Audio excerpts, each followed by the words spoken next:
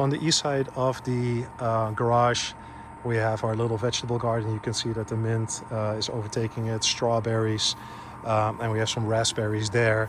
They do burn easily in the summer sun, so I have like made little hookups here and in the fence and here, so you could hang a sail, a sunshade that protects them from burning. There is a water tap right behind you here as well, with a line, so if you want to ever water it a little bit more, you can. But they are on the irrigation system as its own zone. Going down, you will actually find this first tree here right along the grass. That is a plum tree, and it gives a ton of plums. It's actually nearing its end of life, unfortunately. So we haven't gotten around to planting more fruit trees, but if you ever want to do so, you're more than welcome. And here there is a little bit better shaded area for some other blueberries, blackberries, whatever you want to do. We used to have a trampoline here. That's why that area is a little bit unfinished. But you can put one up if you want to, or use the climbing tree, whatever you prefer. Here we have a hose reel. It goes off of the irrigation. So in other words, if the irrigation is shut off for the winter season and this doesn't work anymore, and you need to make sure that people blow this out as well, because there's obviously a ton of water in there that can damage it. Another fruit here is our grapevine.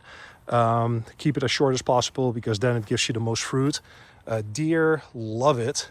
So if you leave these gates open, you will have deer in your backyard. Most of the time they're actually sleeping right on the neighbor's side, on the other side of the chain link fence. This little guy here, grape-wise, is a red grape. This is a white grape.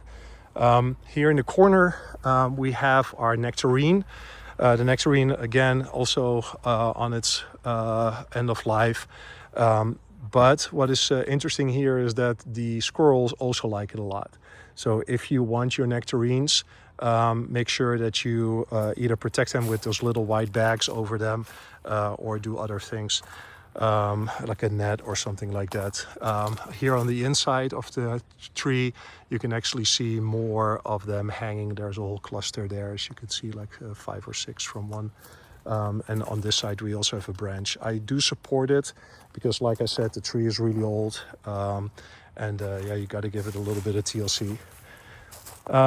Then we have our decorative waterfall. It comes with a little pond here, as you can see. It consumes a lot of water in the summer. It evaporates simply, so that's why we don't turn it on. But the pump is there underneath those stones, and there is a cam, disconnector, breaker, whatever you want to call it, right here as well. And it's like a 1.5 horse, a 2 horse pump that will bring it up there, and it basically will flow down the whole way. Like I said, we don't use it because we think it's a waste of electricity and water. But if you enjoy the garden, if you enjoy this, we can always have a discussion for you to use it. Then the same kind of really applies to this hot tub. It is, it's there because we don't want an empty, ugly pad, but you can't use it unless you ask us for approval. And then on the west side of the house, there is the shed. In the shed, we have some basic tools for yard maintenance, but you can also use it for other things, obviously.